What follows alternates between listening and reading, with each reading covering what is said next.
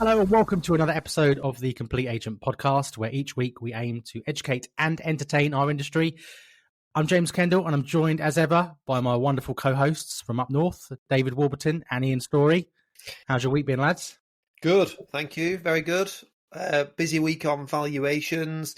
Some really good sales agreed.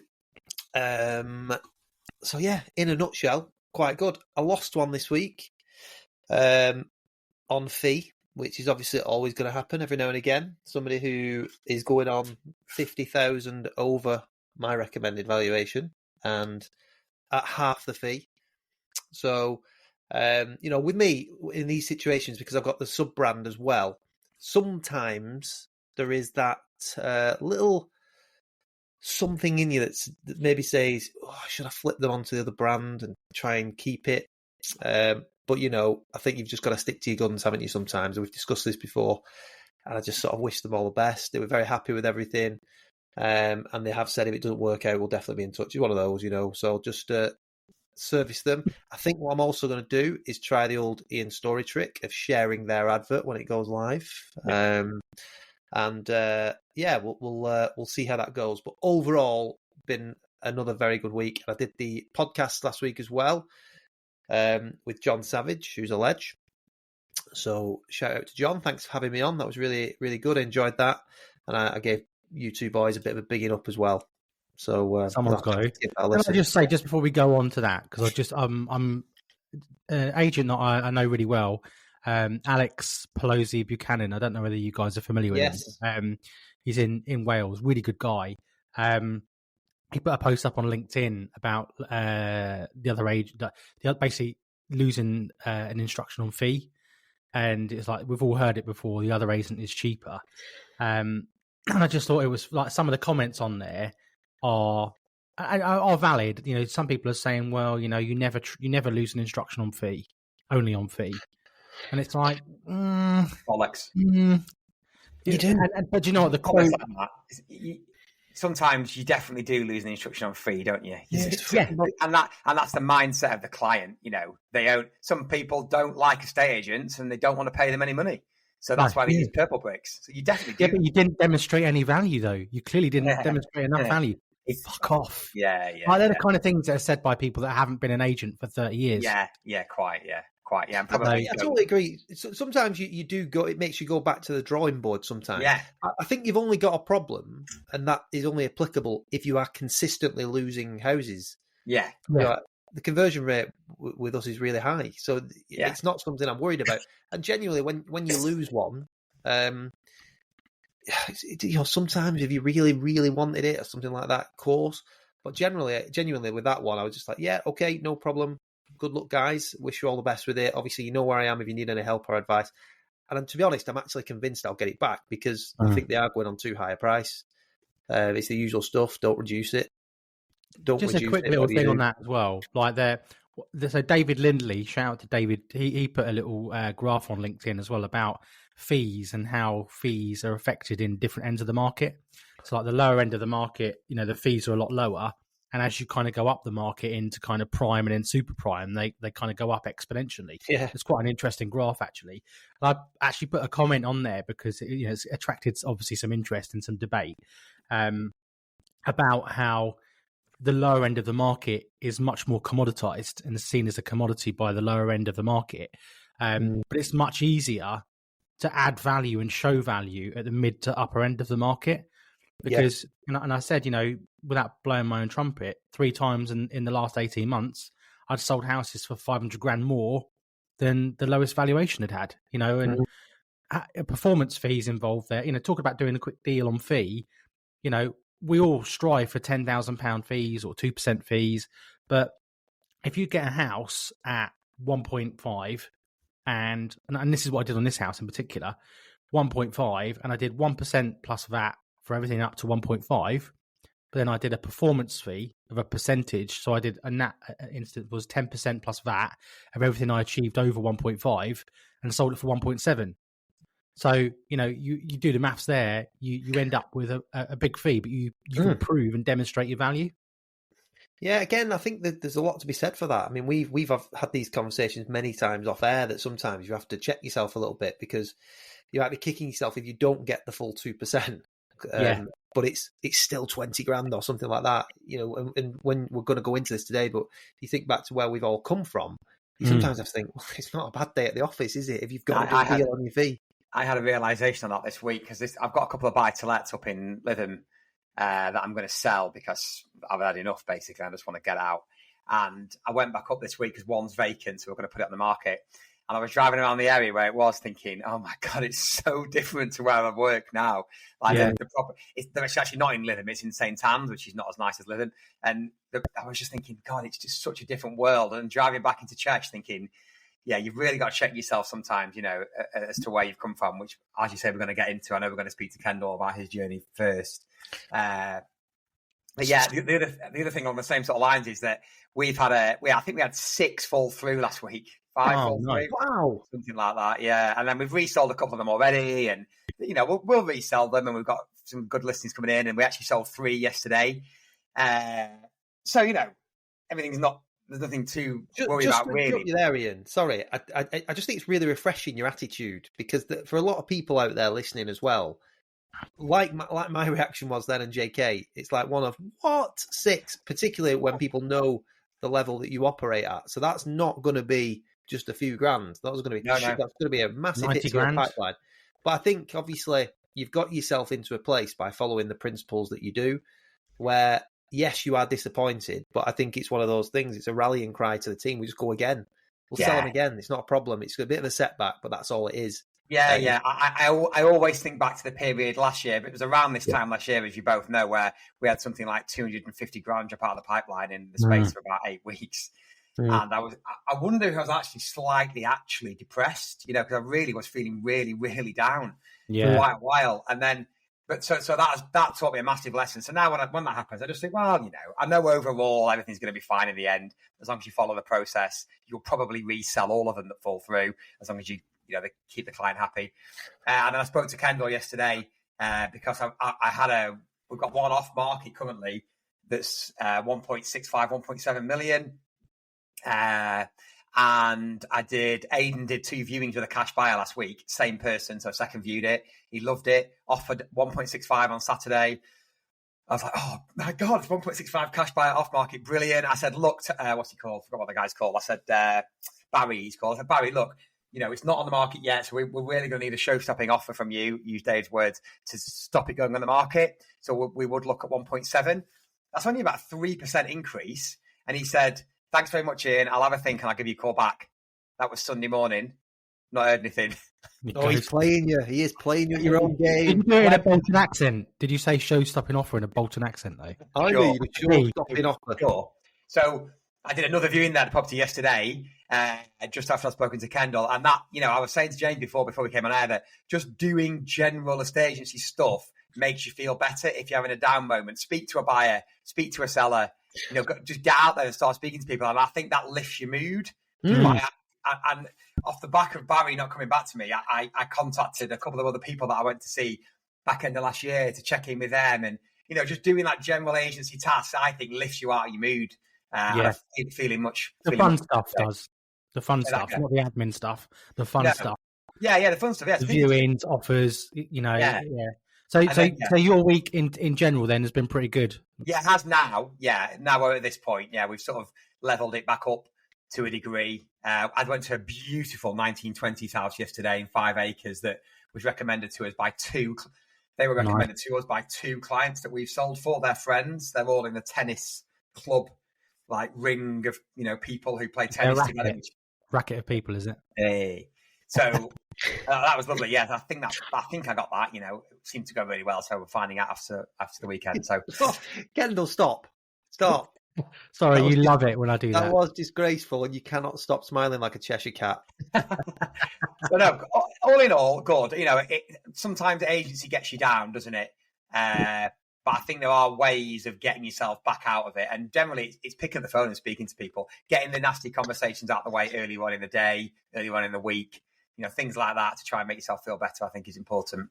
Ian, is it worth just as well picking up on something that you text me about this week? Because I think it might be relevant to some people out there who feel the pain of consistent contact with vendors and buyers and things like that. You messaged me to say you'd come out of some of your groups. Is it worth mentioning that? You know what? Good point. I was actually thinking that before you said it, so thank you for reminding me.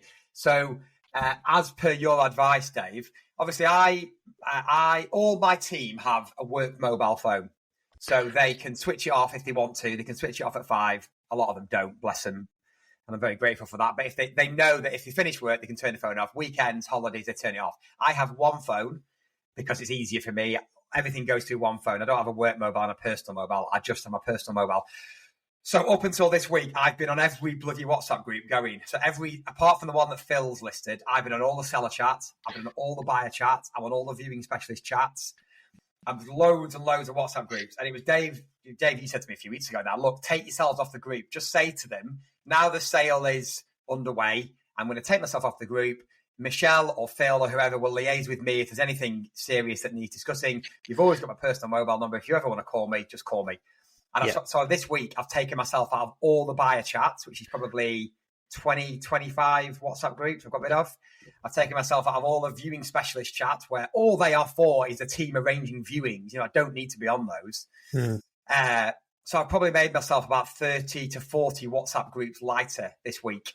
Yeah, it's a big change. Which is a big change. There's also a couple of seller chats where me and Phil have gone, but it's Phil that's managing the client. So I've taken myself out of those as well. And that's really helped. I actually just sat there this morning looking at WhatsApp on my laptop thinking, it feels a little bit quiet already. So I think it's just the way you set it up, I think. Dave, can I just interrupt you there? Yeah, cool. One other thing, mate, I've done as well is I've emailed, because Aidan's on holiday this week, and obviously Aidan's our ops manager, so I've sent an email to Aidan to say, please don't CC me into any emails where you don't need a direct answer from me. So Aidan's been trying to sort this bloody problem out with BT for weeks, and he's been trying to set up a new CRM system because we're moving to Street and all these important things, but they're things that I don't need to be involved with in the day-to-day chain of emails. So I've said to Aidan, please don't CC me unless you need a direct answer from me. If it's just a conversation between you and them, I don't need to be CC'd.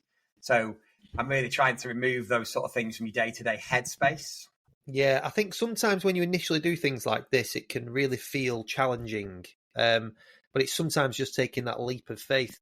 And I've never really been involved in the sales progression side. Certainly once we've agreed a sale, and I always say to my clients, I am your absolute point of contact from the point of valuation all the way through until your house goes on the market.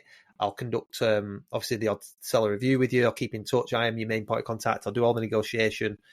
No problem at all. But as soon as we get a sale agreed, I will hand you over to the sales progression team, who are best equipped to deal with it. Even booking viewings and things like that. If people are wanting quick answers, sometimes they'll text me and say, "Hi Dave, just wondering what's happening with this viewing," or whatever it might be. And I'll just say, "Look, John," it's always John, you're better off contacting the office, the team direct, because they'll have quicker answers for you than I will. I'm often out seeing clients like I was seeing you. The other thing I've done something else this week, Dave, as well. I'm really trying to reduce my headspace. What's going on in your mind. And something else I've done this week a couple of times is I've said to clients, because say the client has called me and I've missed a call because I've been in a meeting, not had a chance to call them back. But since that's happened, there's been some chat on the WhatsApp group with them. I've messaged the client and said, Tony, do you need me to call you back? Or has it been dealt with on the WhatsApp group? Yeah. Things like that. Because quite often you'll ring them back and they'll go, "Oh, it's all right, Ian. I spoke to Eleanor," and you think, "Oh, fucking hell, I just wasted 5 minutes there when I could just I didn't have to do it." Yeah. And I think they appreciate it. Clients appreciate a lot of the clients we deal with, they're professional clients. Like I've got a client at the minute, and he's a barrister, and he always sends me a WhatsApp and says, "Ian, can we put a time in for a call?" He never just rings me. Yeah. And they appreciate that. It's just, like I say, it's just managing the process. You've got a plan. You've got your 16-step plan. It's all very, very meticulously designed, and works around how a sale will progress, essentially. And I think it's just setting those expectations. I am most definitely not the right person to speak to for sales progression. I've got brilliant team members who do all that, and we've got a couple of really tricky chains at the moment. And even with those, I'm very rarely involved. I'm there when a vendor needs to vent or anything like that. But I kind of say to them, look, we feel your frustrations as well. We want this moving through as quickly as we possibly can. But you've got a fantastic sales progression team that will get you to where you want to be. And the only time I'll ever need to really get involved if there's something that they don't know, which is really, really unusual. Yeah. So they're in great hands, is what I'm saying. So you're better off, I think, having that headspace clear so that your phone isn't always pinging, so that you can just focus on what you need to do. But because obviously you'll have other challenges in your business. We do property management as well, so I get some other stuff coming in, and it's hard not to. And sometimes it's hard to say no. Like I stupidly agreed to go around to a client's house the other day to help him with his solicitor paperwork, and I was there for ages. Didn't have everything he needed. It's somebody I know. So I thought, I'll go and help him. And I ended up being there for 3 hours. Didn't get all what we needed to do done. I just thought, why have I just done that appointment? So you can still sometimes slip into that. But I think, setting those boundaries and making sure that they know exactly what's going to happen at what time, from the point that you value their house to listing it, to then agreeing a sale and through to progression is really, really important. And I think that's a big step for you, mate, because I know that you are a big fan of WhatsApp groups and being involved in everything, which I am too, but I think taking yourself away from the stuff that you don't necessarily need to be involved in. It's not like you're not providing support for the client. You're there whenever you need them. You've got a mobile phone, but I don't think you're best place to do that, are you? No, I'm not. No, I don't need to be involved. So just cap off. So my week has been pretty good, to be fair.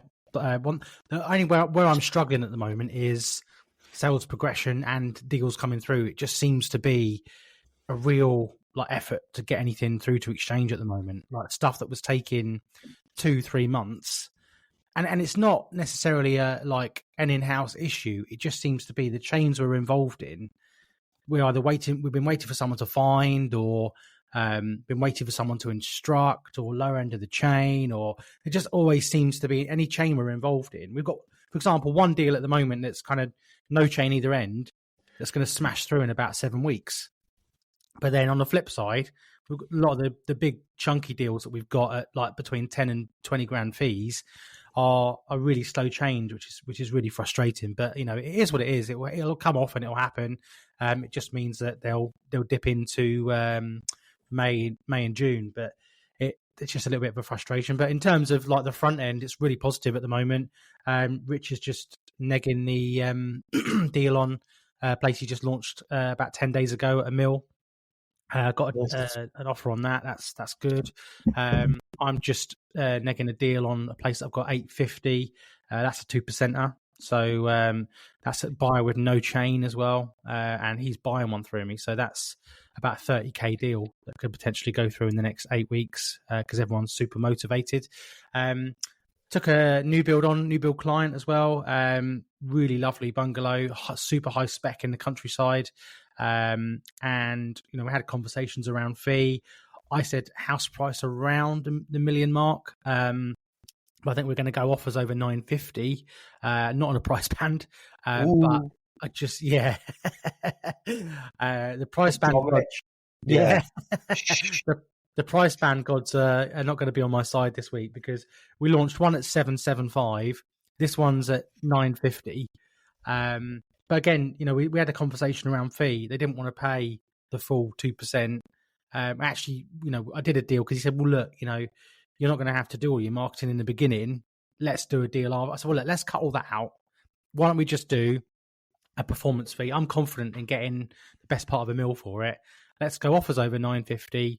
We'll do 1% plus VAT at 950 and then 20% plus VAT of everything over. And if I deliver on my promise at a mil, it's the best part of a 2% fee on the house. So nice day all round. So really, really positive week at the front end. Deals happening. Sold another one at 630 this week as well.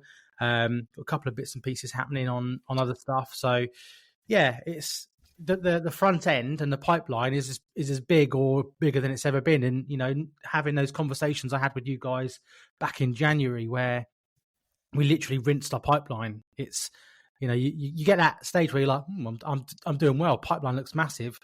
And then it all comes out of your pipeline and goes into your bank, and you're like, brilliant. Now I've got not so good of a pipeline. You need to get the pipeline back up.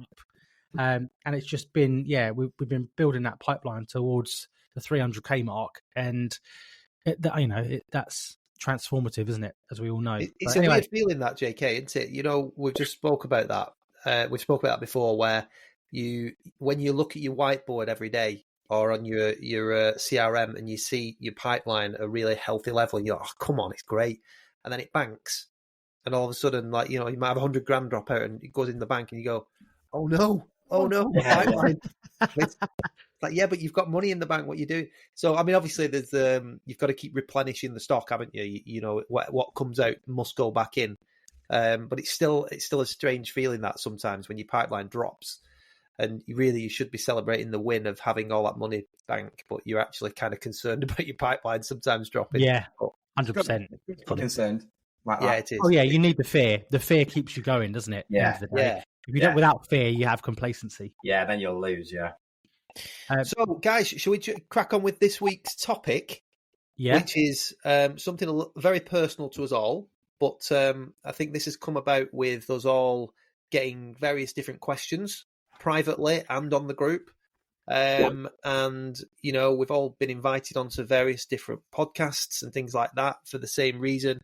And we just thought it would be a good idea over the next 3 weeks to do kind of a bit like an interview style, if you like. But as always, with the three of us, things will just go off on a tangent and we'll just end up having discussions about a estate agency and maybe throwing a few things in there. But we've decided basically just to do 3 episodes, one for each of us, just to talk about where we've come from in terms of our estate agency journey, and the challenges that we've faced, and where we're at now, and what maybe the plans are for the future.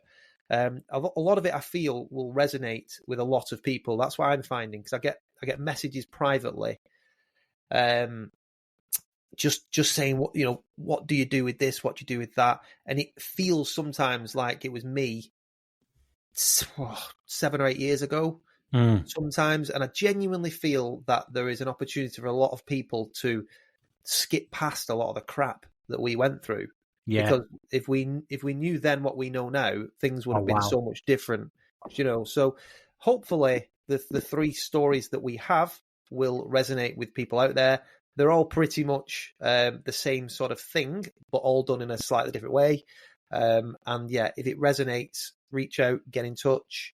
And we'd be more than happy to discuss things with you. So I think we're going to start this week with JK. So let's dive straight in. James, you're on the hot seat. Let's talk to you.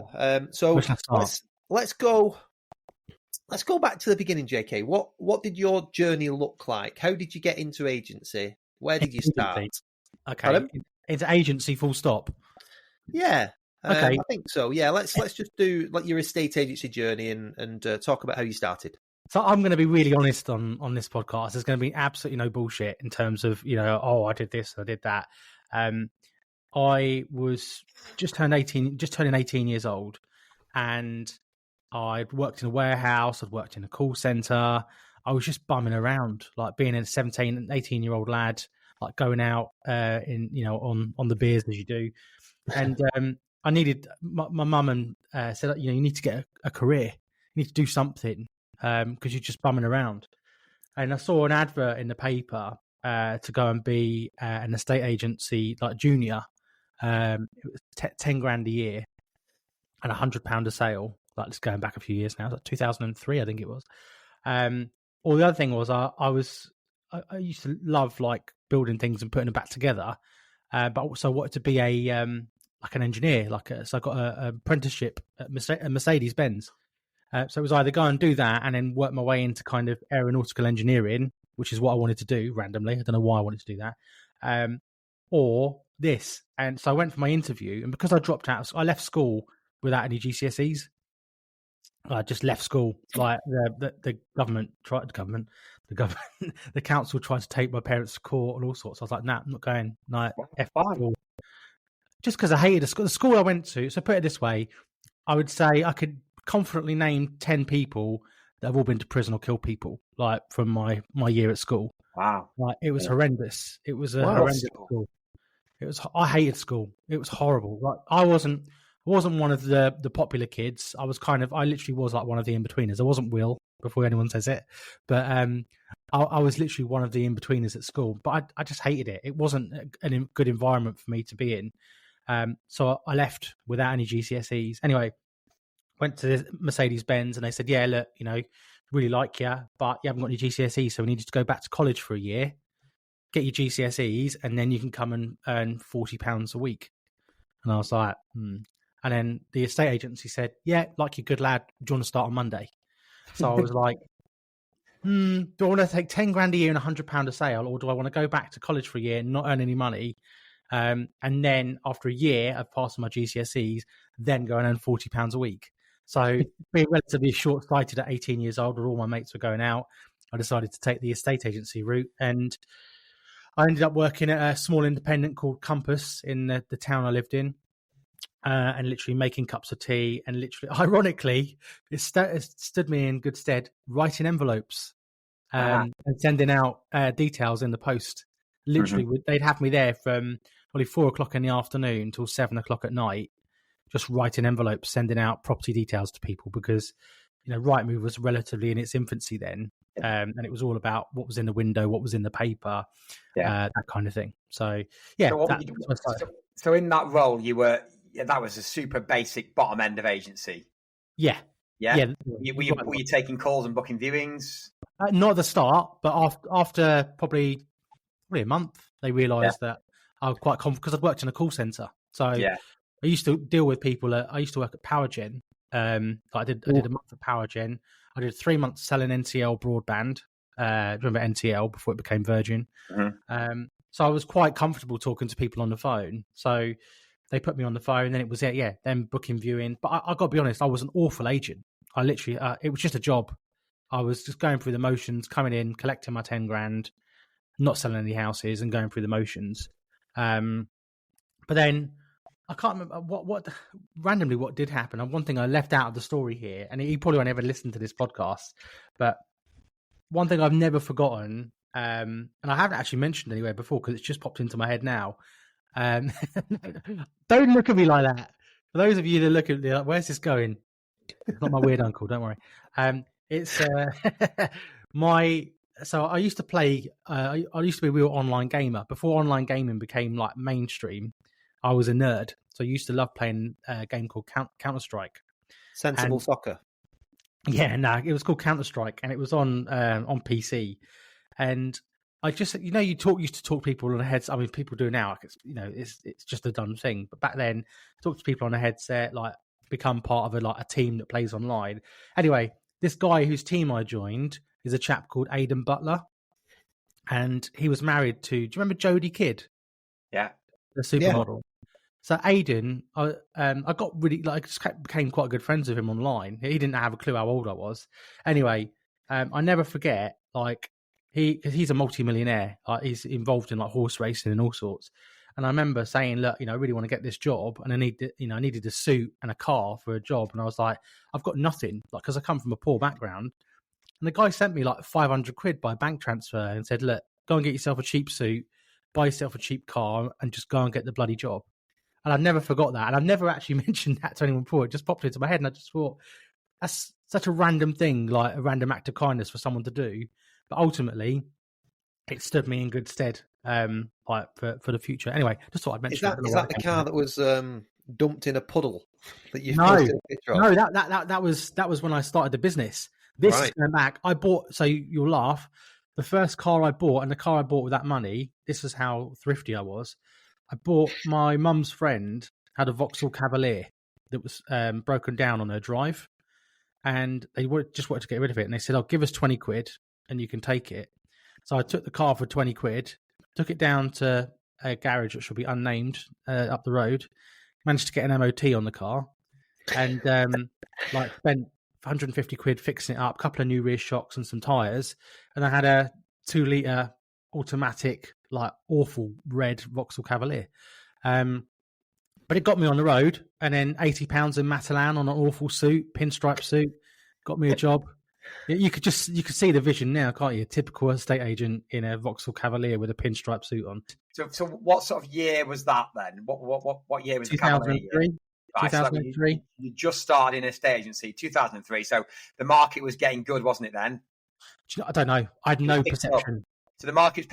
So at that time, I went from working for a buy-to-let owner into agency. So I know the market was, people were buying and the prices were starting to really ramp up, heading towards that sort of 06, 07, 08 peak. So how long did you stay at Compass for then? So what happened was the new homes manager was looking for a new because one of the person left because they were quite a big Compass. They were a big independent. They had 2 offices, but they had a huge land and new homes department. And the new homes manager needed somebody, and he rang me up and said, "Look, I'm looking for someone. You're in Kempston. At this point, I'd started to sell a few houses." He goes, "Do you want to come over and come and work for me?" And I was like, "Yeah, okay." And he was so I worked at Countrywide later on in my career, but this manager, Richard, he was ex Countrywide. So Okay. and he was like, so the manager I had at Kempston was a pretty, you know how they say people don't leave companies, they leave managers. Yeah. Like, he was pretty pessimistic and like uninspiring. He wasn't actually motivational in any way whatsoever. He was very like micromanaged. Whereas Richard was like, this is where Bosch came from. Bosch came from Richard like years ago.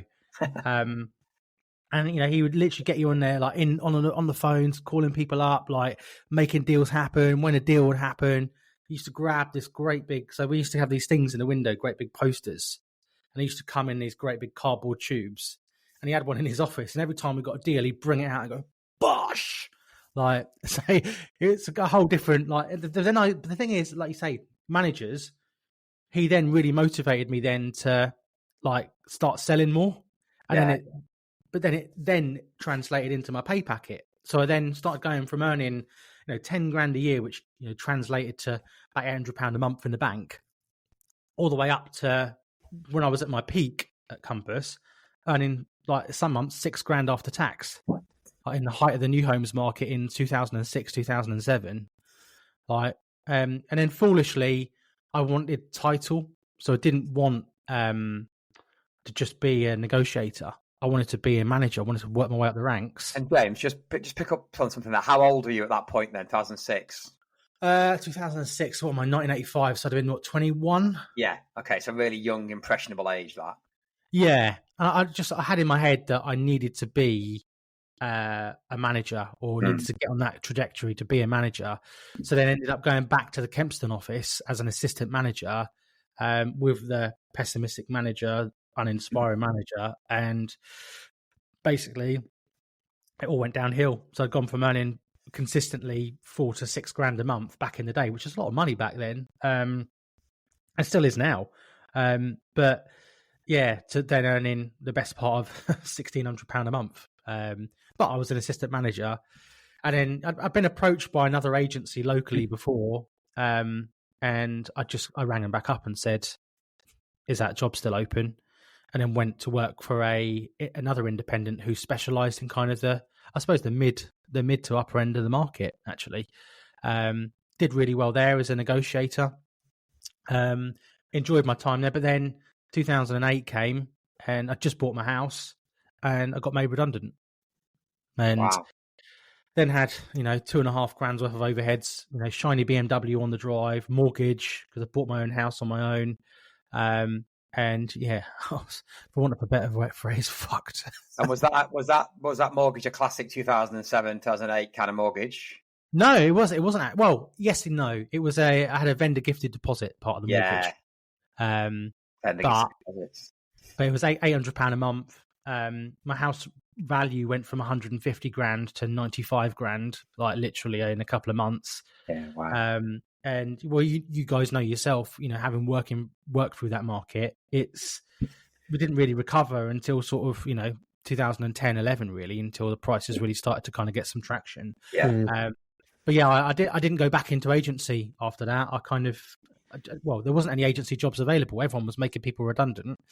So I had a stint in selling IT software for 2 months, which I hated.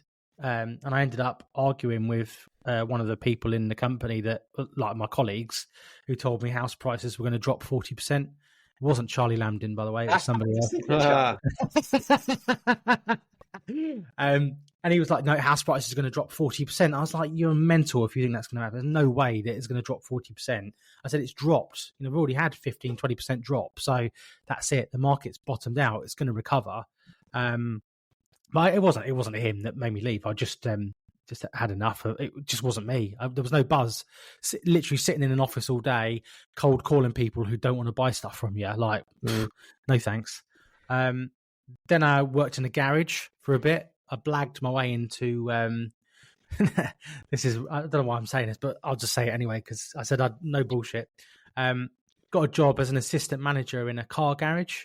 Who do tire and exhaust and fix cars, and because I was at the job centre and they just put me forward for it. You know how you don't suppose you do, but when I was going to the job centre at that point in my life, he gave you a CV and they just throw you forward for jobs, and there's enough mud at the wall and it'll stick. Anyway, put me into this role, assistant manager of this tire and exhaust garage, and the guy sat there back in his chair and he said to me, he goes, all right. I can see you haven't got experience. You said you know bits about cars and this, that, and the other. He goes, tell me, how do you change a timing belt on a BMW 328? And I said, well, you don't, because it's a timing chain. Because I actually had a BMW 328, and he was like, that catches so many people out. When can you start? And I was like, I've just blagged myself in charge of a garage, and honestly, that taught me so much about myself going through life there. Anyway, then decided that I'd done 6 months there, absolutely hated it, but it was paying my mortgage and just getting me out of a rut because I had no money behind me. And then I applied for a job at Countrywide, and the rest is history, really. I started at Taylor's in 2009. Did 3.5 years there. And basically, this is how James Kendall Estate Agents came to be. I'd gone from working in the Sandy office, doing pretty well there, got moved to the flagship in Bedford, managed to get a promotion in Bedford. I was like an area new homes manager for like the Eastern region. So I had Bedfordshire, Hertfordshire, Northamptonshire. Absolutely hated it because it wasn't anywhere near as glamorous as it sounds. Ended up getting demoted because I did not know how to play the system or, in fact, how to do the job. I just taught my way into the job. So what was your position there, JK? I was like, so it's kind of like new homes area manager. So you're in charge of. Well, I was a negotiator. Then I went up to a lister, absolutely smashed the listings. Then got a promotion to a manager within like 7 months, which had never been done. And then just right place, right time, right. Because the area manager interviewed me, and he said, I don't know if you'll listen to this, but Tom Francis was the area manager at the time, and he said to me, because Tom Francis, he goes, is the best manager that's ever been in that position ever. He goes, what have you got to say about that? And I said to him, well, the McLaren F1 was the fastest production car until the Bugatti Veyron came along. and him and the other area director looked at each other and then like sent me out. Anyway, called me in later on, and they said, the fact you had the bollocks to sit there and say that and it came off the cuff, we just said we're going to give you the job. And it didn't work out too well for him in the end. So it failed spectacularly. Anyway, after that, moved to St Neots, which is where both Matt Giggs used to work. And I didn't work for Matt Giggs at the time. Me and Matt Giggs were both at Taylor's at the same time in different capacities. Matt was a much higher level than I was, but we often used to speak when we'd see each other in passing. But so I used to work in Matt's patch for Taylor's, and basically there, it was at the time in 2010, 2011 where people had started to pop up online with online estate agency. 999 plus VAT. There was an agent locally in St Neots that had basically started doing that with some degree of success. And it would just annoy me. I'd go out and quote 2% as a lister at that branch, and they'd go, oh, we're going to go with, I don't know, whatever her name was, Sharon, because she's doing 999, no sale, no fee. So we thought we'd go with that. Really frustrated. But anyway, that is what it was. Taylor's promised me a company car and a bonus and a promotion if I hit this target. I hit the target. They didn't give it to me, so that really annoyed me. And then the straw that broke the camel's back was I was going to help one of my friends who was a single mother move. Just her and her like literally 2-year-old son. Me and a couple of friends had said we'd come and help her. I was going to drive the van. Booked my holiday off well in advance, 8 weeks. And then they said, "Oh no, literally the day before, you can't have it because the area manager hasn't signed it off." And I said, "Well, that's bollocks." I said, "So I won't see you tomorrow." I said, "I'm not coming." He goes, "You will come in, otherwise you won't have a job." I was like, "All right, fucking sack me then." So I literally didn't come in. It was a bank holiday weekend, came back on the Tuesday, called me into his office and goes, "You got some front, rah, rah, rah." And he goes, "You're lucky the area manager signed it off." And I was like, so you put me through all of that for this? And I said, "You know what? You know, you said you were going to sack me. Here's your keys. Fuck off." So I threw the keys at him and they said, "You need to go to Bedford and hand your car back then." So I drove to Bedford. They tried to convince me to stay. And I was like, "No." He goes, "What are you going to do? What are you going to do? You've got a mortgage to pay." I said, "Well, I'll be fine. See you later." So just jumping up, let's move forward a bit, JK. So you've obviously, your background is corporate, a bit like myself. You've obviously worked in a corporate estate agency. What would you say are the advantages to that? What's it given you? Because I think there are huge advantages to that journey. So go on, what do you think the advantages are to that? The work ethic, the structure, the way. One thing that I do owe to tailors is that work ethic and the mindset. Working in the corporate, making deals happen and being a deal maker. I work for some great managers at Taylor's, by the way. I will say that there was some great motivational managers there that, it's very much, part of it is you can make 400 calls in a day and get absolutely nowhere. But some of the best managers I worked with helped me to spot opportunities. They used to say to me, "Look, the training is you have to make 120 calls a day. I don't want you to make 120 calls a day. I would rather you make 30 calls today, but you need to spot who's going to buy a house. Like have conversations with people and figure out who's going to buy a house." And it's just one good thing about corporate is that, whether it is good or not, is the structure is there. So there's always a lead generation strategy in place. So, 2020s, direct mail, always asking for the business. That targeting structure it is always good. And the thing is, it's a training as well. If you've got no experience as an agent. So I think that's kind of what I was alluding to, because I think it's probably set you up for success in a way, because you do learn a lot of the good traits. I mean, I've worked in corporate as well, and I think they are very regimented. They have proper training. They have huge flaws, particularly when they're big corporates and they can't roll things out in small quantities when you've got hundreds of branches across the country. But I do think, what you're saying there, it relates to me a little bit. And I just think that you can get a very good education. Like, for example, like if you were employing someone now, I mean, Ian, you've been through this, and Phil's obviously been fantastic for you. He's a great member of the team, and he's very, very successful. But you took him from a non-agency background and sort of molded him and shaped him into the guy that he is today, and he's doing extremely well. I think sometimes people can jump into this industry without the necessary experience. My view is, I think you need 6 to 12 months behind the desk, doing the hard graft, understanding the different challenges that our industry brings. Like, I remember starting being very unorganized, but I had really great people around me who helped me and shaped me. And I hated sales progression. I found it quite boring. And it obviously challenging, and you've got people to keep happy. There's lots of different plates spinning, and the way that corporates do seller contact was like every 30 days you've got to have a conversation with every vendor and pop it on the system and stuff like that.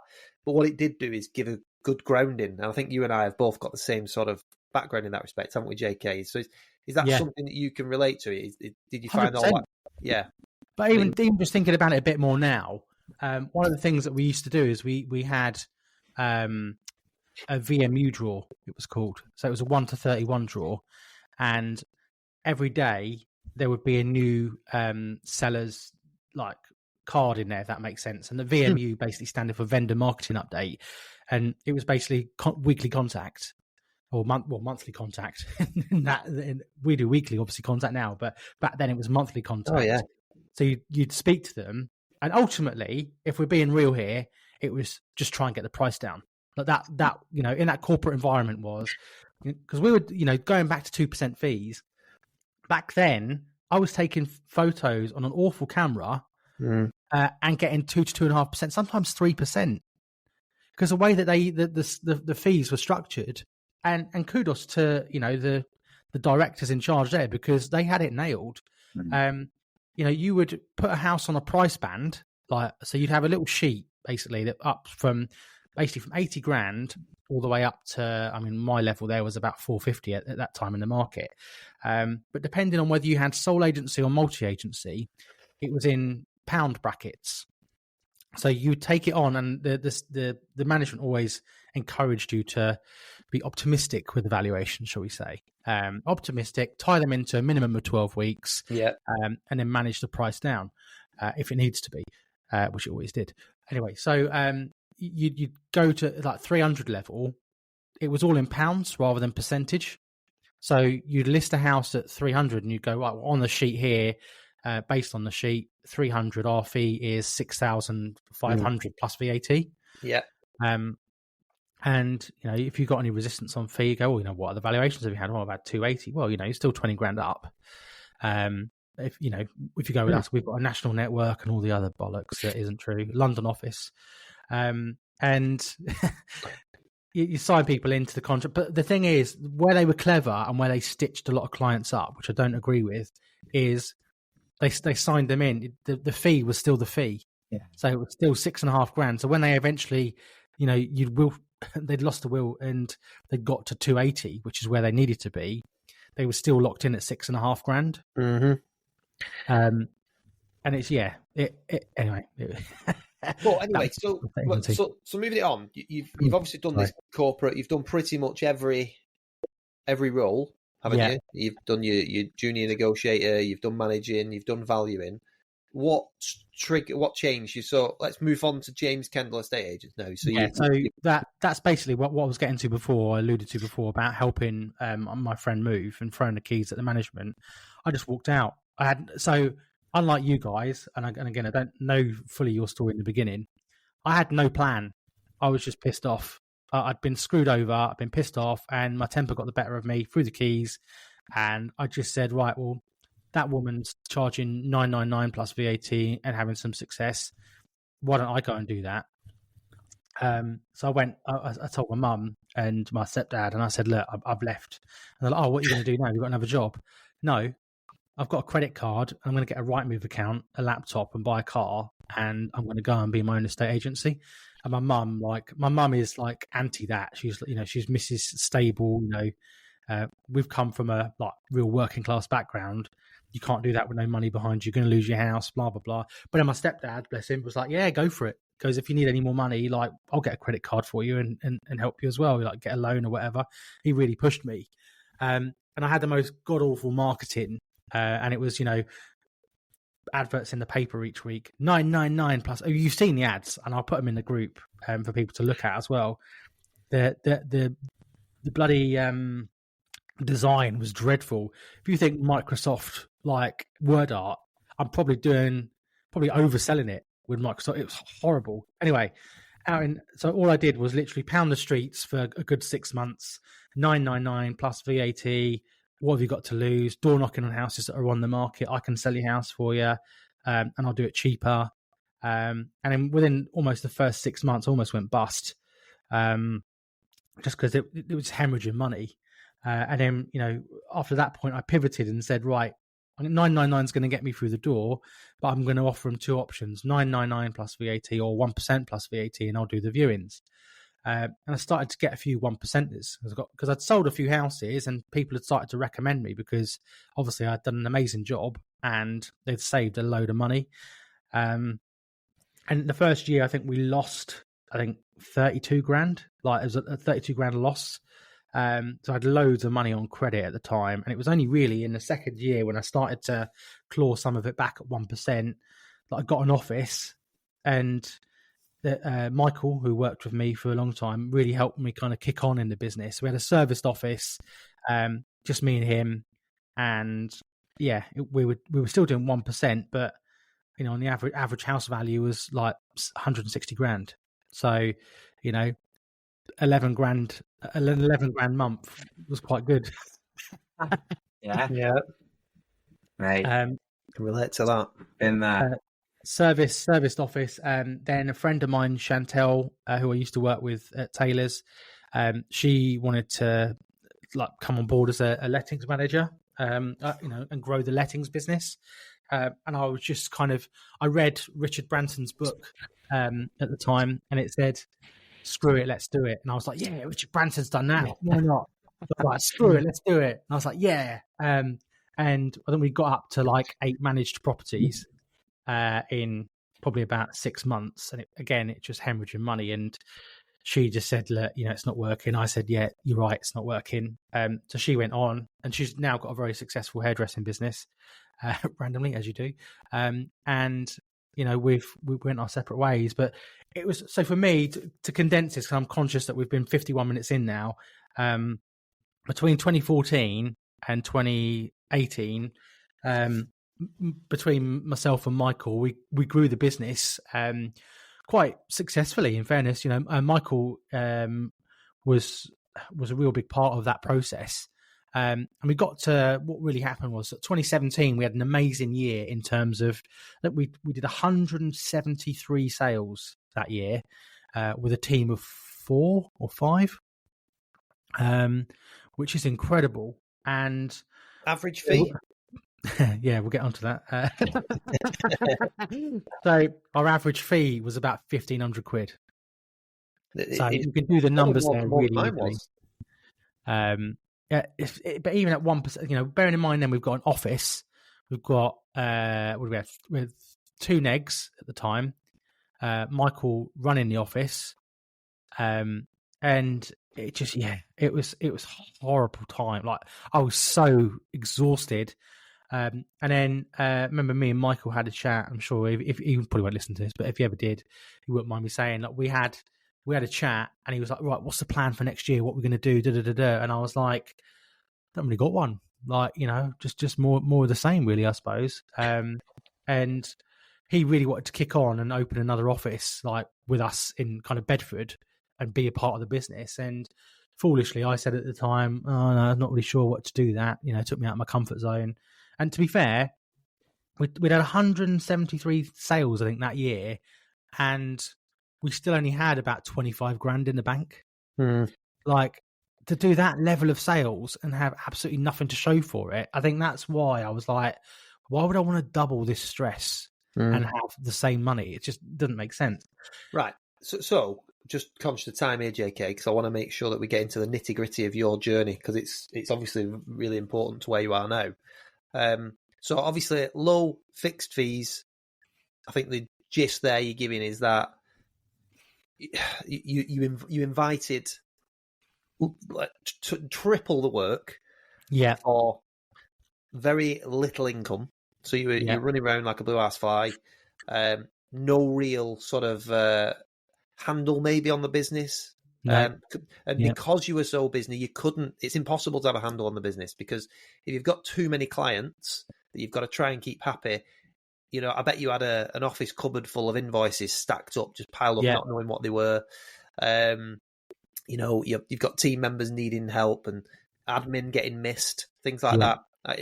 Little things like that. Servicing that kind of volume is almost impossible. And then obviously the rewards are just so low at the end of it. And you just think, don't you, at the end of that year, like you've said, you might look at it front end and go, 170 odd houses sold this year. Wow. And people will be looking from the outside in going, he is flying. But on the inside, you were dying. Yeah. So obviously all that changed, and you went back to a more traditional model, didn't you? When did that click for you then? So when did you start changing to where you are now? So 2018. So Michael left, and set up his own thing. We had a good chat. He went, and I kind of was like, can I throw another bit into that question? Sorry. So when did you start doing? when did you start doing it? Which you've said there, but what changed? What did you actually do? What was the significant change straight away? So I think the biggest thing for me was initially ego. I was like, well, I know what I'm doing. I don't need anyone help. Blah blah blah. And I discovered this is when I discovered Perry. This is around the time I met you, Ian. And I went to one of like Perry Power's boot camps, and that's where I met Ian back in, was it 2018 we met, wasn't it? I think so. Yeah. I met you and Al, and you were just getting rid of iMove, I think, at the time. Yeah. Is that right? Yeah. Was that iMove? And it really just opened my eyes really to 2%, and just having a business that you want, and a business and having a business, not a job that you're paying to run. And just seeing that it was like a mind blown moment where you discover Facebook, and it's a bit like discovering fire, the caveman discovering fire. You discover that there is this whole other world, and how to be a better agent and sell better properties. Because I was always, and again, I think this will resonate with someone. I always thought I wasn't good enough to sell mid to higher end homes back in the day. I always thought, if I'm selling terraces for first time buyers, why would mid high level executive entrepreneurs want me to sell their house? I can't sell £1 million house. And it was only really once I'd kind of discovered that there was more to agency and how to level myself up and be a better negotiator, be a better marketer in 2018. It wasn't just Perry, I just started to get the thirst for learning and being better, through coaching, and I've worked with a couple of different coaches throughout my career, certainly from 2018 onwards. And I can't stress the importance, of if you're in a dated mindset, and if what's Henry Ford saying? If you think you can't do something, you're probably right. And having that right mindset around coaching and opening your mind to learn, and not knowing that you're everything. If you've broken your finger and it needs to heal, then for the benefit of those who can't see the podcast, Ian has just showed us his finger out of the brace. But yeah, the coaching side of thing was massive, and it just it kind of went from there. And I thought to myself, well, I'm running around, like you said, Dave, doing 3 times the amount of work for low fees. The clients don't value what you do. It's transactional. Like the hassle you get is, and the thing is, there's no like you said earlier, story when we were talking about how's your week been, getting back into agency, like in the nicest possible way and with a huge respect to the clients in the past. I did not buzz for going to a flat above a chippy to go and do a viewing where the tenant has literally curled one out on the toilet and just disappeared out, and it stinks. You set the scene terribly, but I did not buzz for that. Complete Agent podcast for estate agencies looking to learn. Podcast. And yeah, Jay, can I make a point there? I think, would it be fair to say that you had a mindset shift? Massive. And Massive. that is, vital, isn't it? Yeah. And can I say on that, you will only get that mindset shift if you open your mind to learning and being around people who are doing what you want to do. And that's what I found years and years ago. Obviously, this is all about you, JK, but I know we're on similar journeys. But what you're clearly saying there as well is once you did lose that ego and opened your mind, and you went to these different courses and met people like Ian, Perry, great people in the industry who are all looking and striving to achieve the same things, it was a light bulb moment for you, wasn't it? I think. So what did you from there? Let's just say you've met some great people. You've come away energized. One thing that I really admire about you, JK, is you're willing to implement and your speed to implement. Like I am a ditherer sometimes. I like to overanalyze things, and it can be months and months before I start something. Really? And I did it with my higher level brand. Say that again. I didn't know that. So listen, I'm the one that keeps this all keeps us all sane. You two are just like gung ho. What are you doing, lads? Rein it in, rein it in. Shoot first, laugh later.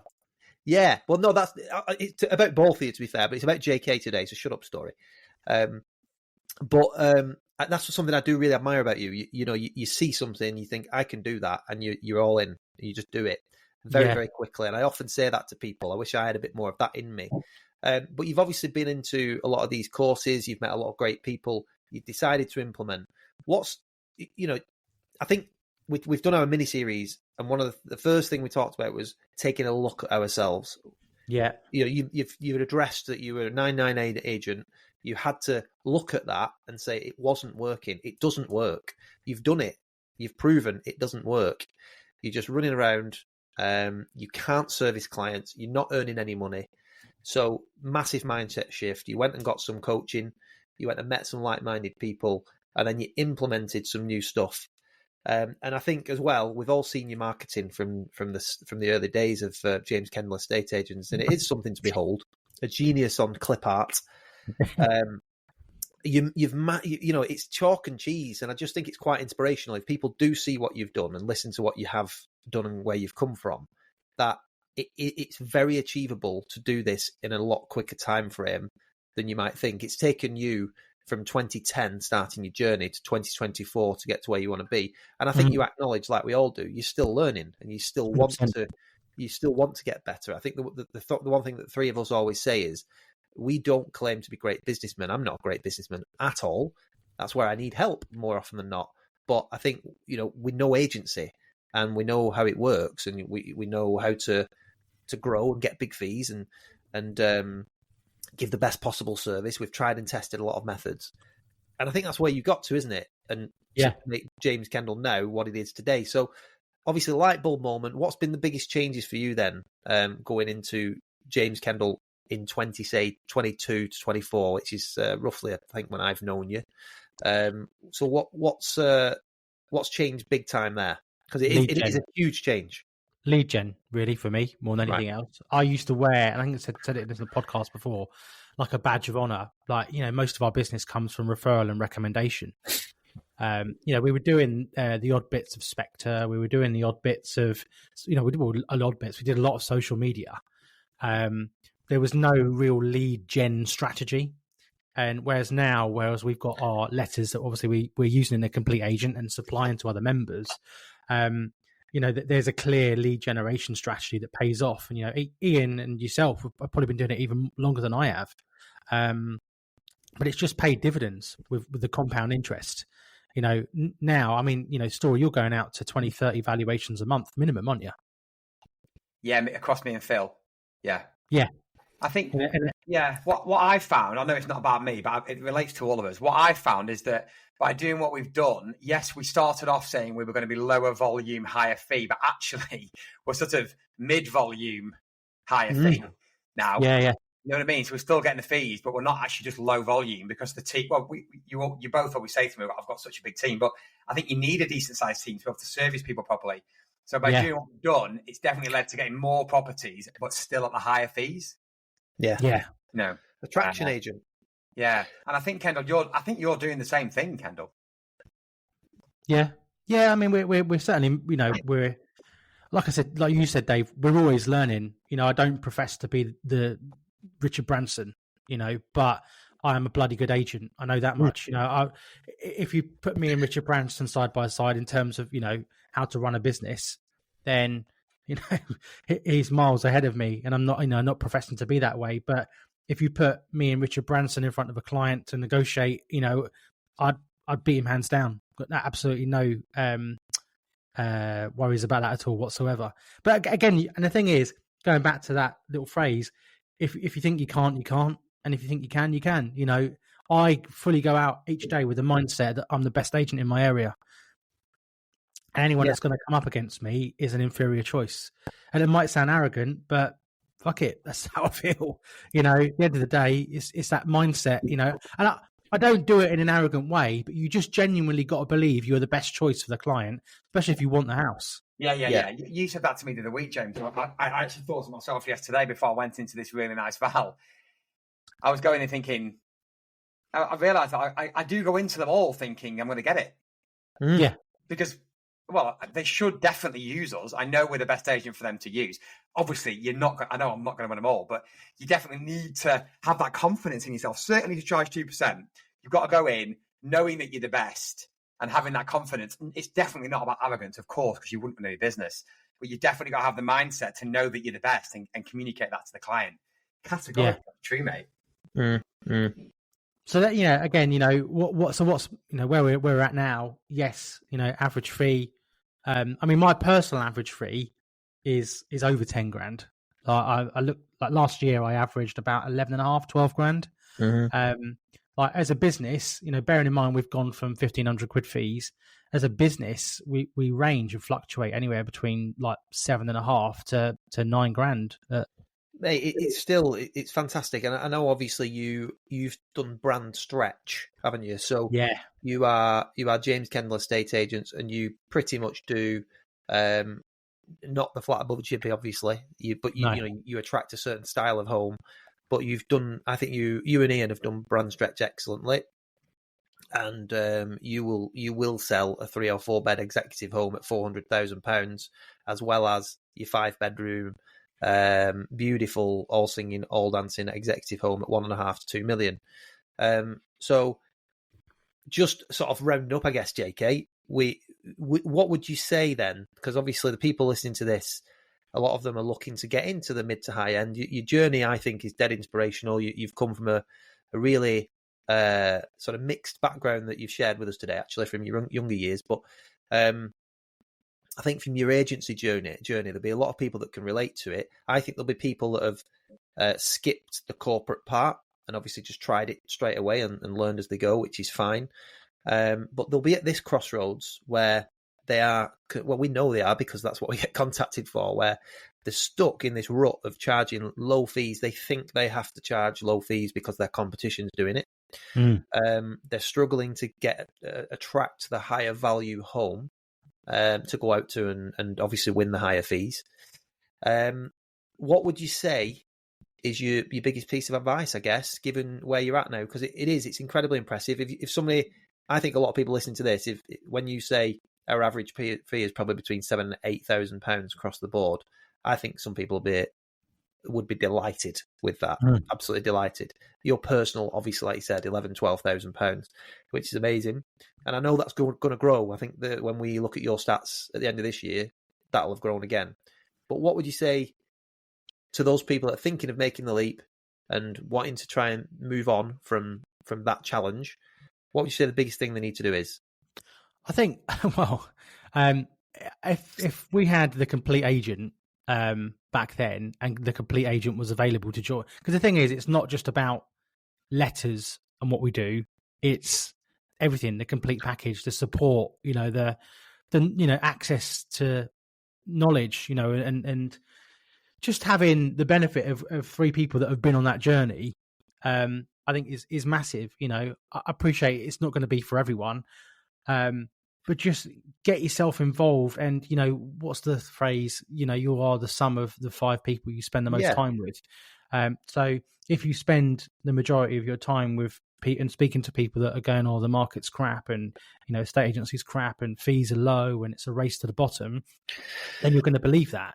But if you invest a bit of time and money in yourself, joining the likes of the complete agent, or not even join us, great. If you don't, just take a look at places like Facebook. Take a look at some of the stuff that's out there, and be better. If you invest in yourself and up your game in general, then you can get what you deserve. Is the easy way, but yeah. I think, mate, it's a really good point. I think in a roundabout way, what you're saying is educate yourself.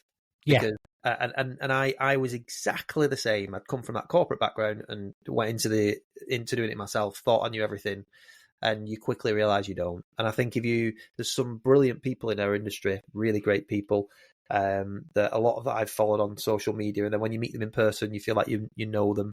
There's some great people. I think so. What you're saying is quite right, and I think the thing that I'm getting here is it's like I said right at the start of this.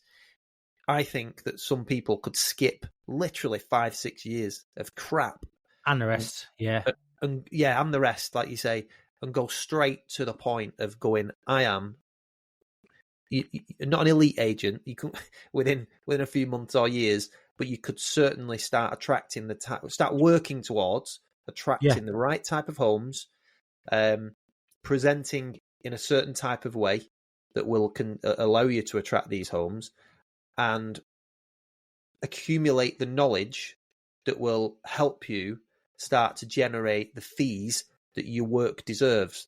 Because let's face it, anybody who's got like an average fee of £2,500 to £3,000, particularly guys perhaps up north where the property prices are a bit lower, everything's relative. I get that with living costs and stuff like that. But, if you've got £2,500 to £3,000 fees and you're only selling 4 or 5 of those a month, on paper it might seem great, but eventually, once you start needing staff and things like that, it's just not a great place to be.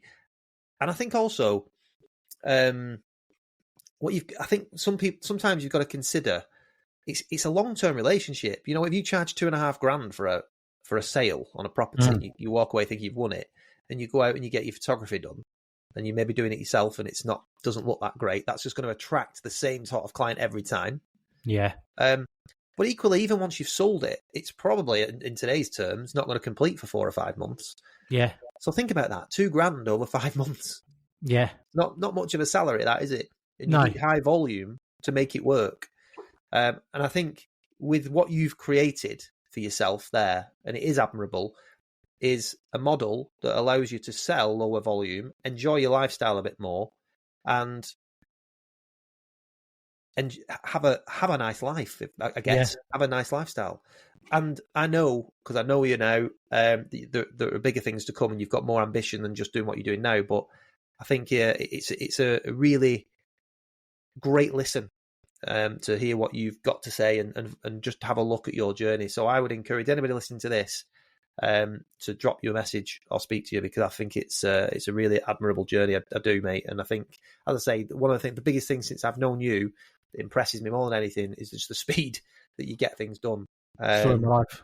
Yeah, I mean, we've had situations where we've discussed like the buyer letters and things like that. Or JK will all come up and discuss an idea. I'll go out and do a couple of hours, come back to my desk, and JK's done it and implemented it. It's out.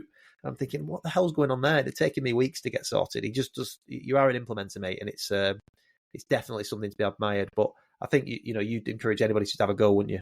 Oh, 100%. Yeah, 100%. And the thing is, we're an hour and 13 minutes into a podcast now, and like I probably shared more personally, maybe I should have done, or people maybe be interested in. But there's probably still another 30-40% of the story that that isn't there, that we haven't got time to talk about, like partner agents and Rich, and, where people have come in, and other things that have happened in the business. But the bones of it are there, and the bottom line is, if you want to up your fees and you want to sell less volume and earn the same money as you would have done, or if not more, it's a mindset change, a mindset change, and a lifestyle change. I was trying to say mindset and lifestyle at the same time, didn't work. But it totally different lifestyle. More money in the bank, business wise than I've ever had. You sell, again, talking about contrast, that flat above the chippy. Yesterday, I was in a £1.25 million house doing a viewing with some buyers. Beautiful sunshine day. House is super high specs, beautiful house. And they're a pleasure to show. And it's just, you think where I was 13 years ago when I was just starting out in my mum's bedroom to where we are now in the office and the team that we've got. It's all there, but you've just got to open your mind to it. But also, you've got to invest in yourself. I think that's the bottom line. Love that, mate. Love that. Well, on that note, let's wrap it up. Thanks so much for sharing that, JK. I know we worked together, but it was really nice to listen to some of the early stories in particular that we didn't know. Just from my point of view, I think JK's a great listen. I've known him for a while now, and he knows his stuff. And admittedly, from his own admission, he's still learning, like we all are. But I think he's a great example of somebody who has shown that you can change your mindset and change your fortunes. And I think if you are listening to this and you've got ambitions of increasing your fee, and I think that was a really good point that you just quickly made there, doing lower volume and even keeping sort of the same financial income that you might have, it's so possible, guys, and you can just do it really, really quickly, a lot quicker than you might think. And JK is proof of that. So thanks so much, JK. Thanks for sharing that. Yeah, hopefully we haven't sent you to sleep. Looking For forward anybody to else it. out there listening, the Complete Agent podcast, we do it every week. We've got a Facebook group. Please go and join that. There's loads of value shared in there, not just with us, but with other like-minded and great agents as well.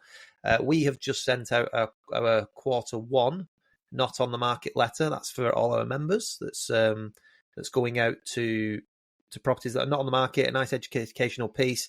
That has been a game changer for all three of us over the years. I personally have had some incredible results in December that I'm still getting valuations for, some incredible results, and I'd be happy to share that with you. But if anybody's got any queries about joining the Complete Agent or wants any advice, please do get in touch with either myself, Ian Story, or James Kendall. JK, anything to add before we sign off? No, not really, mate. No, it's just a pleasure to do this every week. Thank you for everyone that listens and messages. It's always nice that you get the odd message in your inbox every other day from someone that has listened and taken value out of it. So we do this because we enjoy doing it, and clearly me and Dave both love talking. And where's Ian gone? Again? Yeah, he's gone again. Ian's gone for finger surgery, so pray for Ian. Far too busy for us. Oh, just to finish on that, one last point. Ian sort of came on the first thing and said, I've had 6 fallers. It should be devastating, but again, he's just a great example that he's got himself into a position where, yes, it's frustrating, but it's not hurting him that much. Because he's got the right mindset, he's going to resell them, but he's also got his pipeline to a position where he can do that. And the units and the volume that he's doing now, he can do that. And it wasn't long ago that he was doing all this 999 fee bullshit, which he will be sharing with us either next week or the week after. So listen, guys, thanks so much for listening. It's been a great listen for me as well. I hope you all enjoyed it, and we'll see you on the pod next week. Yeah, look forward to it. Thanks, guys.